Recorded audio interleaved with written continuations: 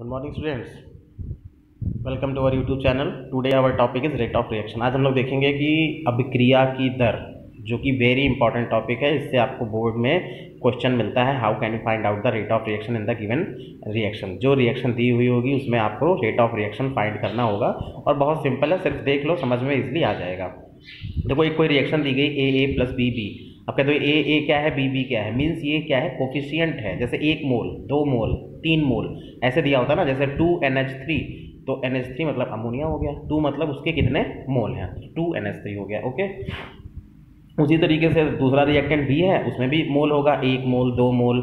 जैसे 2H2 plus O2, sorry H2 plus O2, ऐसे कोई रिएक्शन लिखी हुई है। सपोज कर लीजिए 2, या जैसे फॉर्मेशन ऑफ वाटर है तो क्या होगा, H2 प्लस O2। ठीक है, तो देखो इसका भी कोफिशिएंट क्या है, 1 है, इसका भी कोफिशिएंट क्या है, 1 है। तो इसी की जगह पे मैंने A लिख दिया है और यहाँ पे B पुट कर दिया, बस और कुछ नहीं है। ठीक है, तो कोफिशिएंट है A, और A क्या है, कोफिशिएंट है। अब आपको पता है कि रेट ऑफ रिएक्शन क्या होता है, तो रेट ऑफ रिएक्शन किस पे डिपेंड करता है, it always depends upon the reactant. और रिएक्टेंट इसमें क्या है, रिएक्टेंट तो यही होता है लेफ्ट साइड वाला, और ये क्या है, प्रोडक्ट मैंने लिखा हुआ। ठीक है, तो रेट ऑफ रिएक्शन किस पे डिपेंड करता है, कंसंट्रेशन ऑफ रिएक्टेंट के कंसंट्रेशन पे। ये जो साइन है के, कल मैंने करवाया था, के मतलब रेट कांस्टेंट है, ए की पावर पी, याद रखना यही इंपॉर्टेंट है इसमें। ए की concentration of A raise to the power P and concentration of B raise to the power Q. तो जो ये P और Q पावर में लिखा हुआ है, this is the order of reaction. It is totally experimental value that you have to used according to their experiment. ये totally experiment value होती है जो मैं बताने जा रहा हूँ, और ये उन्हीं के अकॉर्डिंग आपको यूज भी करना है। ठीक है, लैब में ही होती है चीज़ें। तो देखो P प्लस Q क्या है, ऑर्डर ऑफ रिएक्शन।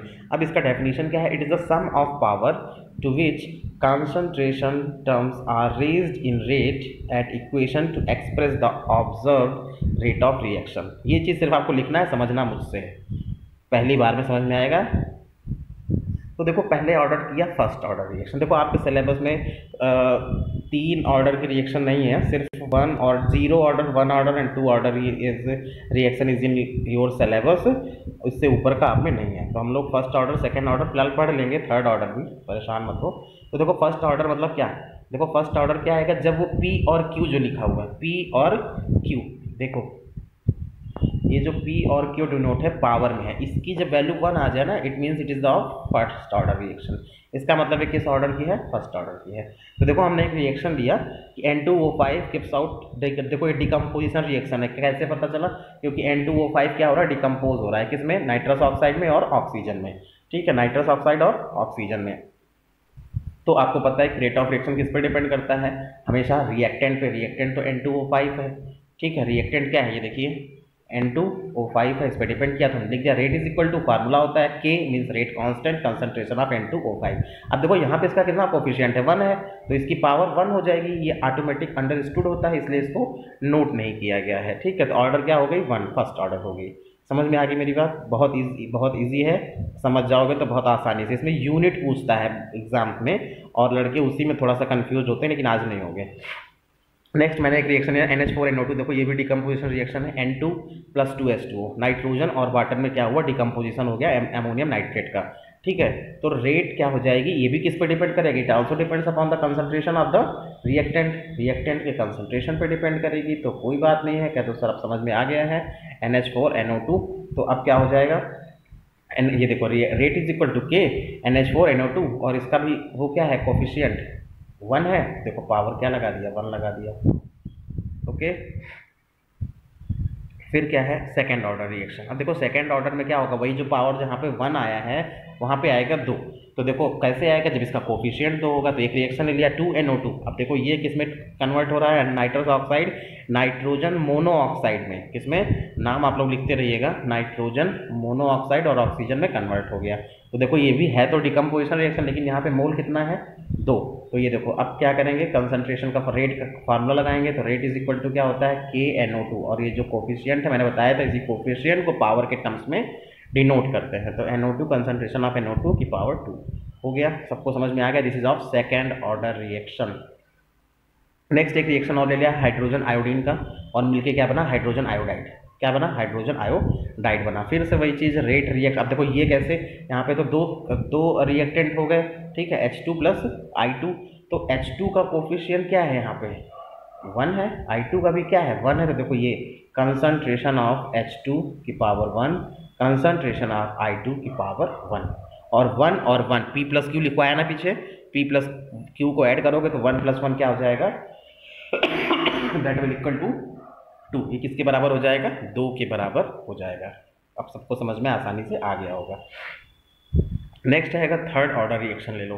तो थर्ड ऑर्डर रिएक्शन में क्या है, देखो 2NO2 प्लस O2। अब आप समझ गए होंगे कि थर्ड ऑर्डर में क्या आना चाहिए, ऊपर P प्लस क्यू ऐड करने पे 3 आना चाहिए।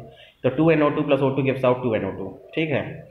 तो देखो कंपोजिशन रिएक्शन होगी, ठीक है, कंपोज हो गए दोनों। अभी ऊपर क्या हो रहा था, डिकम्पोजिशन हो रहा था। फिर से रेट किस पे डिपेंड करेगा, it always depend upon the reactant. Reactant क्या है, KNO2। अब देखो KNO2 2 लिखा हुआ है, तो यहाँ पे 2 ऐड कर लिया, सिंपल है। ऑक्सीजन में कोफिशिएंट 1 है तो ऊपर 1 आ गया। देखो 2 और प्लस 1 ऐड करोगे क्या आएगा, 3, इसीलिए तो थर्ड ऑर्डर रिएक्शन है, ठीक। आई होप सबको समझ में आ रहा होगा इजीली। जो फर्स्ट टाइम भी देख रहे होंगे उन्हें भी इजी वे में समझ में आ जाएगा। फिर है जीरो ऑर्डर रिएक्शन। अब देखो जीरो ऑर्डर रिएक्शन क्या होता है, कंसंट्रेशन जीरो ऑर्डर में रिएक्टेंट पे डिपेंड नहीं करती है। याद रखना, जो जीरो ऑर्डर रिएक्शन होती है उसमें जो कंसंट्रेशन होती है वो रिएक्टेंट पे डिपेंड नहीं करती है। ये मत पूछेगा, because it is totally experimental value, ये लैब में होती है और इसी के अकॉर्डिंग आपको वर्क करना है। तो 2NH3, देखो यहाँ पे तो क्या होगा, जब जीरो ऑर्डर रिएक्शन किस पे डिपेंड नहीं करती है, कंसंट्रेशन पे डिपेंड ही नहीं करती है, तो इट मीन्स इसकी 2 ले लो, 3 ले लो, 5 ले लो, 20 ले लो, हमसे क्या इससे मतलब है, कोई मतलब निकलेगा, कुछ भी नहीं निकलेगा। आएगा क्या, जीरो। कैसे पता चलेगा, ये जीरो ऑर्डर रिएक्शन है, ठीक है। क्यों, क्योंकि कंसंट्रेशन पे डिपेंड नहीं करेगा। यू कैन टेक 2 मोल, 3 मोल, 5 मोल, 6 मोल, कुछ भी ले लो, लेकिन ये उस पर डिपेंड ही नहीं करेगा, तो इसकी क्या हो जाएगा, जीरो लिखते हैं। क्या लिखते हैं, जीरो लिखते हैं, ओके। फिर है, अब देखो कुछ रिएक्शंस ऐसी भी होंगी जो फ्रैक्शनल ऑर्डर होंगी। फ्रैक्शनल मतलब जैसे 1/2, 2/1, इस तरीके से। देखो एक CH3CHO, ये एथेनल्डिहाइड, ठीक है, एथेनल्डिहाइड को डिकम्पोज हुआ किसमें, मेथेन में, और कार्बन मोनोऑक्साइड में, CO मीन्स कार्बन मोनोऑक्साइड में ब्रेक हो गया। तो देखो रेट किस पे अब डिपेंड करेगा, रेट किस पे डिपेंड करेगा, रिएक्टेंट पे। तो रिएक्टेंट का क्या हो जाएगा, CH3CHO, ठीक है। तो जैसे देखो यहाँ पे किस पे, इसमें रेट ऑफ रिएक्शन क्या होती है, 3/2, क्या आती है, 3/2। फिर मैंने बताया एक्सपेरिमेंटल वैल्यू है, क्या है, एक्सपेरिमेंटल वैल्यू है। जैसे आप कहते नहीं हो कि रेजिस्टिविटी किस पे डिपेंड करती है, R=ρL/A, लेंथ पे डिपेंड करती है। तो लेंथ पे कैसे, एक्सपेरिमेंटली फाउंड दैट लिखा हुआ है, वैसे ही ये भी एक्सपेरिमेंटल वैल्यू है, ठीक है। तो 3/2 हो गई। अब जो सबसे इंपॉर्टेंट है उसमें यूनिट निकालना, किसकी, रेट कांस्टेंट की। तो देखो रेट कांस्टेंट की वैल्यू कैसे निकालना होगा हमें, यूनिट। और यूनिट निकालने के लिए बहुत इजी है, केवल एक बार आप लोग देख लीजिए। तो देखो रेट क्या है, पहले फर्स्ट ऑर्डर के लिए rate K, concentration of reactant A ले लिया।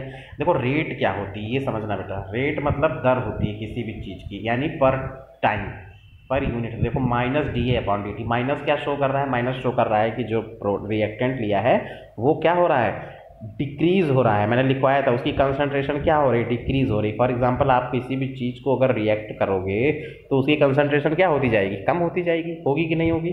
तो वह ये माइनस साइन यही शो करता है, -dA/dt, minus sign shows the decrease of concentration of reactant, ठीक है, K कंसंट्रेशन ऑफ A। अब देखिए बहुत इजी है, आप सिंपल सा आप इसको क्या करेंगे, वैल्यू पुट करेंगे। तो देखो A मतलब कंसंट्रेशन की यूनिट पता है, मोल पर लीटर, ये देखिए लिख दिया, मोल पर लीटर। और ये T है, T की तो हमेशा सेकंड ही होती है, सेकंड लिख दिया।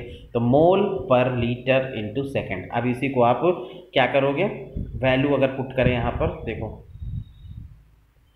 हाँ ठीक, मोल पर लीटर सेकंड, ये इसकी रख दिया। और इसकी क्या वैल्यू पुट करोगे, Ka की, तो K का तो निकालना ही है, K को ऐसे बनाया। फिर इसकी भी क्या लिखोगे, ये भी तो कंसंट्रेशन है, तो इसकी भी हो जाएगी मोल पर लीटर, ऐसे समझो, मैं बता रहा हूँ। क्योंकि ये देखिए dA/dt की क्या रखा, मोल पर लीटर, टाइम की क्या रखा, सेकंड, = K। के बाद फिर इस वाले की क्या रखोगे, तो इसका भी तो आपको क्या रखना पड़ेगा, मोल पर लीटर। देखो देखिए मोल से, एक मिनट, हाँ देखिए मोल से मोल कैंसिल आउट, लीटर से लीटर कैंसिल आउट, तो यूनिट क्या बची, के इज इक्वल टू पर सेकेंड, या ऊपर ले जाओगे तो सेकेंड इनवर्स। सबको समझ में आ गया होगा, बहुत इजी है। ठीक है, फिर से एक बार नहीं आया तो रिवाइंड करके पॉज करके आप लोग देख लो।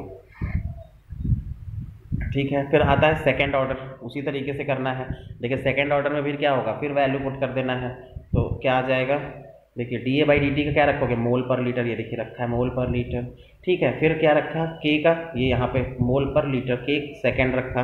फिर के कंसंट्रेशन ऑफ ए स्क्वायर होता है, क्योंकि सेकंड ऑर्डर रिएक्शन है तो 2 आता है, तो ए का क्या रखा, मोल पर लीटर का होल स्क्वायर, तो जब ब्रैकेट ओपन करोगे तो मोल स्क्वायर लीटर स्क्वायर। ठीक है, मोल स्क्वायर लीटर स्क्वायर। अब देखिए, अब यहाँ से हमें किसकी वैल्यू फाइंड आउट करनी है, के की, तो के को सब्जेक्ट बनाया, के को सब्जेक्ट बनाएंगे तो मोल, अब देखो ये मोल इधर नीचे आ जाएगा, ये मोल क्या हुआ है, सिंपली नीचे की तरफ ट्रांसफर हुआ बिकॉज ये मल्टीप्लिकेशन में है, तो मोल पर litre, mole square litre inverse.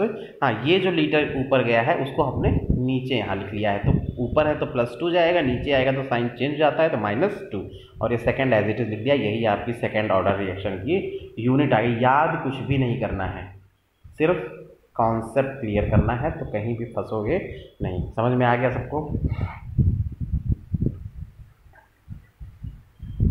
चलिए अब आगे देखो, अब क्या है, जीरो ऑर्डर रिएक्शन। क्या है, जीरो ऑर्डर रिएक्शन। देखो जीरो ऑर्डर में क्या होगा, मैंने बताया रिएक्टेंट की कंसंट्रेशन पर डिपेंड नहीं करता है, तो रेट इज इक्वल टू के ए की पावर 0, तो minus D A by D T is equal to K, इसकी जिसकी भी वैल्यू 0 होती है उसकी वैल्यू क्या आती है, 1 इज इक्वल टू 1 होता है। ए की पावर 0 हो चाहे 5 की पावर 0 हो, इसका वैल्यू क्या आती है, 1 आती है, तो minus D A by D T is equal to K. तो यूनिट क्या हो जाएगी, ए मतलब कंसंट्रेशन की यूनिट मोल पर लीटर और टाइम की सेकेंड, तो के बराबर मोल पर सेकेंड आ गई।